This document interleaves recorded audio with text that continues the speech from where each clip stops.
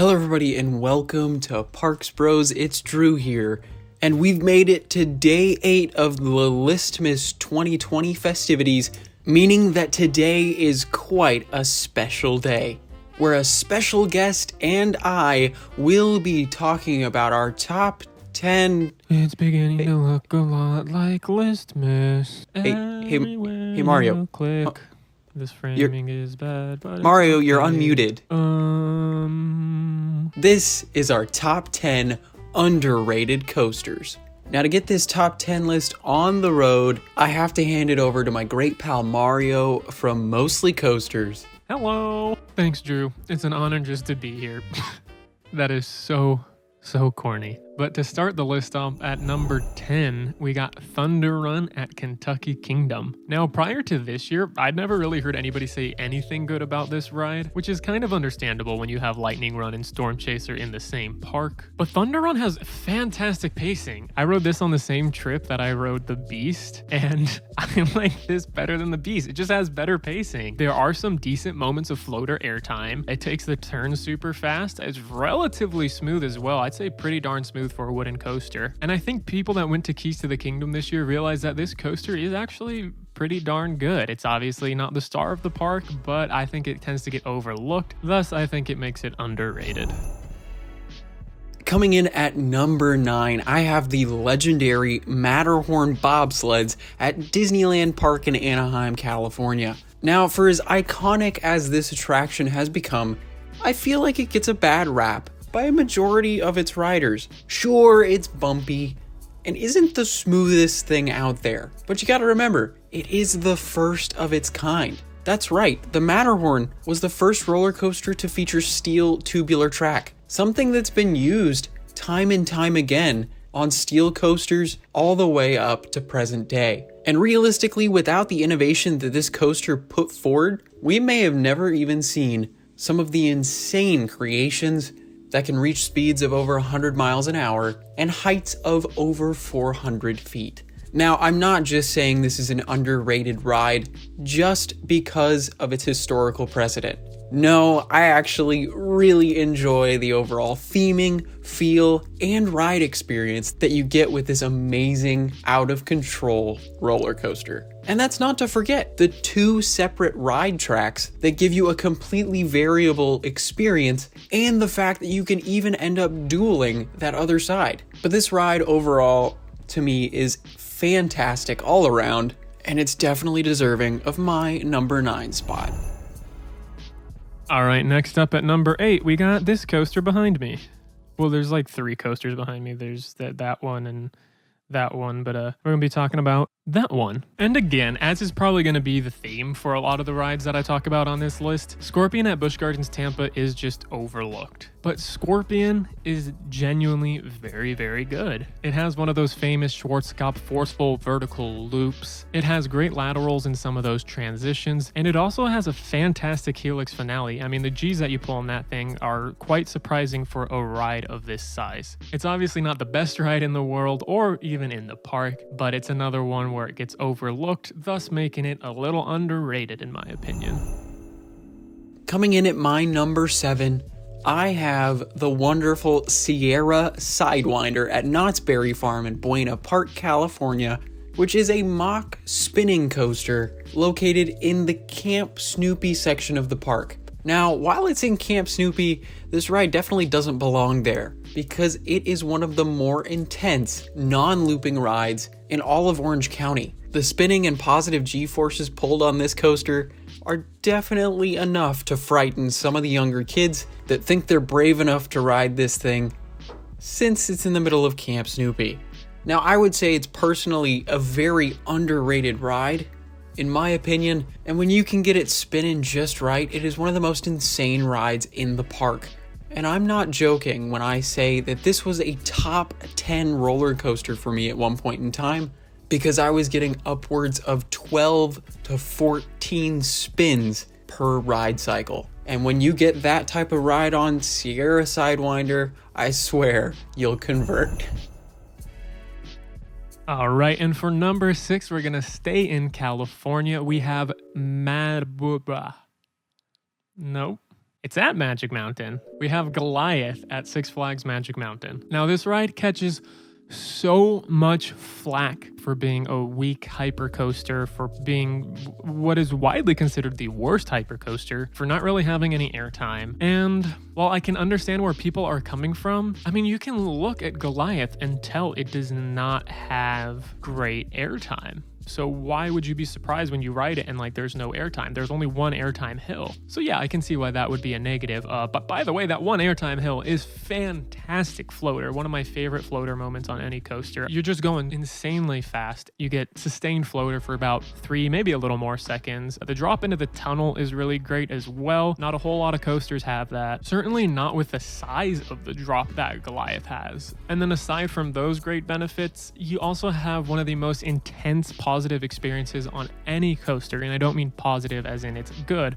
I mean positive when it comes to G-forces. I can understand why some people might be off-put from this ride because it's almost too intense. I've definitely grayed out, almost blacked out multiple times on this ride. It is super intense, super fun there. So it's not a matter of it being a bad ride or a bad hypercoaster. It's just a different hypercoaster, in my opinion. Coming in at number 5, we have Steel Eel at SeaWorld San Antonio, and you guessed it, San Antonio, Texas, which is a Morgan hypercoaster, if you can even call it that, due to its 150-foot height. And while technically 150 feet is a good way shorter than it should be to be classified as what we coaster enthusiasts would call a hypercoaster, it still plays that part beautifully. Now, I guess I should start this off by saying I have not been on any B&M hypercoaster, and Steel Eel is one of 3 hypercoasters I've ridden, beside the aforementioned Goliath at Magic Mountain and Magnum XL 200 at Cedar Point. Now, while Steel Eel is quite a bit shorter than both of those rides, it can pack just as much of a punch with its insane floater airtime hills that vault you out of your seat, floating in midair for over 5 seconds at times. While I must say, the ride can be a little bit violent with some shocking bumps and twists, this ride never disappoints in making me feel pure weightlessness for what feels like minutes at a time. And with a brand new wooden coaster coming to the park this year, I can't help but think that Steel Eel has definitely become a little underrated in a lot of people's minds. Next up is a coaster that used to be at my previous home park, like my most recent home park before this home park. I actually operated this coaster for about like all of 2 days before, everything went. This is going to be Joker at Six Flags Discovery Kingdom. An RMC underrated? Really? And I don't think anyone thinks this is a bad ride by any means, but I do think it is even that much better than what people will give it credit for. This ride has one of my favorite drops of any RMC. Not only do you get great airtime in the back row, but when you're almost all the way down the drop, you hit a little turn, so you get good laterals as well. And the main reason I like this ride is because of the variety of elements and the variety of forces. Aside from positive Gs, it does everything incredibly well. Obviously, it's an RMC, so it's going to have really solid airtime. It has fantastic hang time as well. The 0G stall is beautifully done. The 0G roll is one of the smoothest and floatiest of any RMC that I've been on. And then the step up underflip, which is the first inversion on the ride, definitely one of the most unique inversions that I've experienced. And then aside from that hang time, and sort of included with some of those inversions, is great laterals as well, tossing you side to side, throwing you all over the place. Is it the fastest RMC? No. Is it the tallest RMC? No. Is it the best RMC? No. But it's still an RMC. And all that being said, it is very unique when compared to a lot of other RMCs. So that's one of the reasons that I love it. And I think it's even better than just good, which I think is what most people would classify it as. So yeah, it's great. Coming in at number 3, we make our ways to the shores of Lake Erie to Cedar Point to check out Rougarou, the B&M floorless coaster at America's Roller Coast. Now we're getting into the territory where I purely think I'm in the minority on this opinion. And if you've seen my ranking of every Cedar Point coaster, you would definitely know I got a bit of flack for where I place this in the park. But I'll tell you right now, I'm not backing down. Rougarou for me is a fantastic ride overall. Its inversions pack a punch, its rapid transitions whip you side to side, and even the drops can give some unforgettable moments. And I'm not gonna lie to you, I think this is one of the best layouts I have ever experienced on a coaster. The way it moves is just near perfection. And before we move on, I know I have to mention this just for Mario, the inclined loop. Yeah, I totally have to agree with everything you said about Rougarou. But moving on from Rougarou, for number 2, we're going back to the state of Texas, Six Flags Fiesta Texas. We got Poltergeist. It's not really a contended opinion, I don't think at least, that these Spaghetti Bowl coasters from Premier are really, really solid rides, especially for clones. But what I don't hear anyone talking about is the fact that Poltergeist, in my opinion, out of 3 of these that I've ridden, is miles better than any other Spaghetti Bowl. Just from a technical perspective, when comparing them to the Flight of Fears, Poltergeist actually doesn't have a mid-course brake run. So you're going into the second half of the ride with a lot more momentum than you would be on the Flight of Fear coasters at King's Dominion and King's Island. So huge points there. And then this isn't really like measurable or provable. I guess it is measurable and provable if you have like a speed radar. It's not exactly provable just from POVs and off-ride footage though, and this is that the ride launches faster than all the other models. From what I've felt and kind of from what you can see in POVs, I think it even hauls through the first half of the ride faster than all the other Spaghetti Bowl coasters out there. So if you take the fact that it hauls through the layout better than pretty much all the other Spaghetti Bowl coasters out there and combine it with the layout that is already fantastic and has some really great positives, some really fast-paced whippy transitions, you get a coaster that's quite a bit better than I think people make it out to be. Also, being in the same park as 2 RMCs, well, you're gonna get overlooked. Well, we've made it to number 1, and that means we're heading back to Northern Ohio for Gemini at Cedar Point. Talk about an overlooked roller coaster.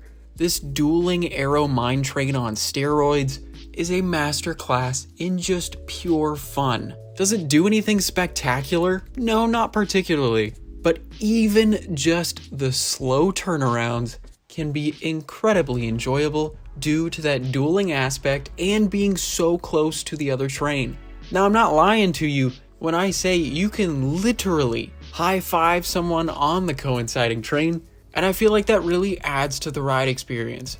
Now, of course, to add on to that amazing part of this coaster, the drops provide some incredible airtime. And while it may be a little bumpier in certain seats, there are plenty of spots where you'll get a smooth and enjoyable ride, which will just make you want to get back in line again and again. But Gemini overall is just one of those rides where if I had to sum it up in one word, it would be fun. There are only a good 2 or 3 rides where I can sum up the entire experience in that one word, fun.